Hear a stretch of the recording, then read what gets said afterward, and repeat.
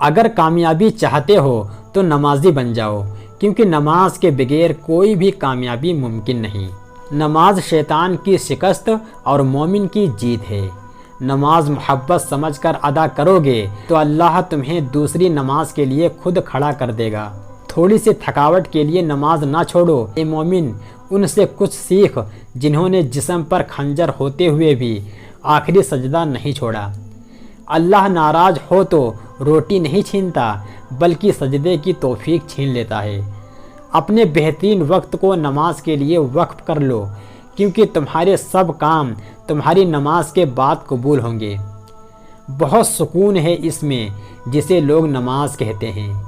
نماز مٹی کے انسان کو سونا بنا دیتی ہے۔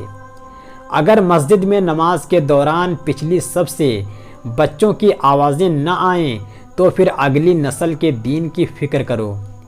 بے شک نماز سے زیادہ کسی اور چیز میں سکون نہیں۔ نماز کب کام آئے گی؟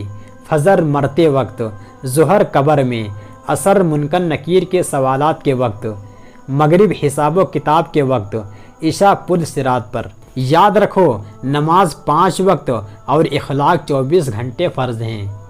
کوئی عبادت کی چاہ میں رویا، کوئی عبادت کی راہ میں رویا۔ عجیب ہے یہ نماز محبت کا سلسلہ، کوئی قضا کر کے رویا، کوئی ادا کر کے رویا۔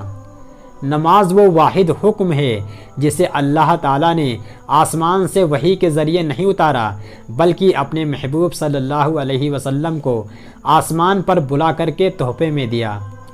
نماز کبھی نہ چھوڑیں، اس لیے کہ قبروں میں لاکھوں لوگ ترس رہے ہیں کہ دوبارہ زندگی مل جائے تاکہ اللہ کے لیے ایک سجدہ کر لیں۔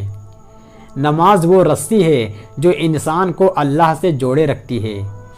پریشانیوں کا خوبصورت حل نماز ہے۔ زمانہ جب بھی مشکل میں ڈال دیتا ہے، میرا اللہ 1000 راستے نکال دیتا ہے۔ نماز کو مت چھوڑنا، زندگی کی ساری برکت اسی میں ہے۔ اپنی نظر کی حفاظت کرنا، گناہ کی بنیاد یہاں سے شروع ہوتی ہے۔ اللہ بہتر کرے گا، لیکن اگر اللہ نے بہتر نہ کیا تو ایمان رکھو، اللہ بہترین کرے گا۔ سورج کی شعاعیں کتنی تیز ہوتی ہیں، مگر معمولی سے بادل ان شعاؤں کو روک دیتے ہیں۔ اسی طرح گناہ کتنے ہی طاقتور ہوں، نماز انہیں روک دیتی ہے۔ کبھی کبھی مجھے یوں اذان بلاتی ہے جیسے بگڑے ہوئے بچے کو اس کی ماں بلاتی ہے۔ کامیابی کا سفر نماز اور قرآن کے بغیر ادھورا ہے۔ نماز دنیا و آخرت کے خزانوں کی چابی ہے۔ کتنا حسین ہوتا ہے نا وہ لمحہ جب ہم سجدے میں آنسو بہا کر اپنے رب سے کچھ مانگیں اور ہمیں وہ کچھ دیر بعد ہی اس چیز سے نواز دے۔ ایک صحابی رضی اللہ تعالیٰ عنہ نے حضور صلی اللہ علیہ وسلم سے پوچھا، ہمیں کیسے پتہ چلے گا کہ ہماری نماز قبول ہو گئی؟ تو آپ صلی اللہ علیہ وسلم نے جواب دیا، جب تمہارا اگلی نماز پڑھنے کا دل کرے۔ مصروف زندگی نماز کو مشکل بنا دیتی ہے، لیکن نماز مصروف زندگی کو آسان بنا دیتی ہے۔ یا اللہ، مجھے ایسا نمازی بنا دیں کہ پھر میرا نماز پڑھے بغیر گزارا نہ ہو۔ رب سے عشق میں ایک مقام وہ بھی آتا ہے، دعا تو بہت دور کی بات ہے، انسان صرف سوچتا ہے اور رب نواز دیتا ہے۔ رسول اللہ صلی اللہ علیہ وسلم نے فرمایا، جس نے صبح کی نماز ادا کی وہ اللہ کے ذمے میں ہے۔ نماز اللہ سے ملاقات کا بہترین ذریعہ ہے۔ سجدے کی توفیق ملنا بھی رب کی نعمتوں میں سے ایک بہترین نعمت ہے۔ رسول اللہ صلی اللہ علیہ وسلم نے فرمایا، نمازوں میں سے ایک نماز ایسی ہے کہ جس سے وہ چھوٹ جائے گویا اس کا گھر بار سب کچھ برباد ہو گیا، اور وہ عصر کی نماز ہے۔ مجھے معلوم ہے اسے منانا، بس تہجد اور کچھ آنسو۔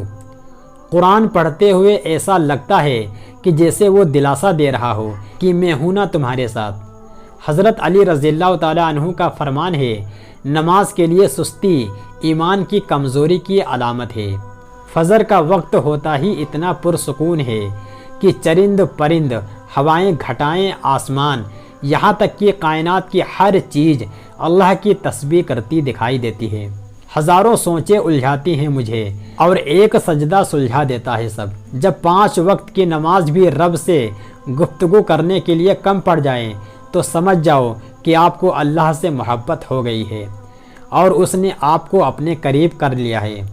یا اللہ، میں تیری رحمت سے بالکل مایوس نہیں ہوں، بس مجھے میری ہر آزمائش میں کامیابی عطا فرما دے۔